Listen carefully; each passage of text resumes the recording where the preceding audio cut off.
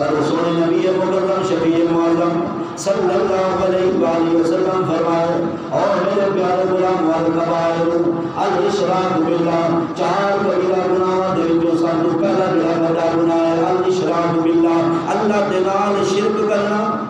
اللہ کے نال غیر کو شریک کرنا اللہ کے نال شرک کرنا اے سب تو بڑا گناہ ہے والثانی محترم دوسرے نمبر پہ میرے پاک نبی فرمائے وعقوق الوالدین والدین کی نافرمانی کرنا اے بھی سب تو بہت بڑا گناہ ہے تیسرے نمبر پہ میرے سونے نبی فرمایا وقتل النفس اور کہ ہم بندے کو حق قتل کر دینا اے بھی بہت بڑا گناہ ہے اور چوتھے نمبر پہ میرے سونے نبی پاک صلی اللہ علیہ وسلم فرمائے والیمین الغموس جھوٹیاں قسمیں کھانا یہ بھی بہت بڑا گناہ ہے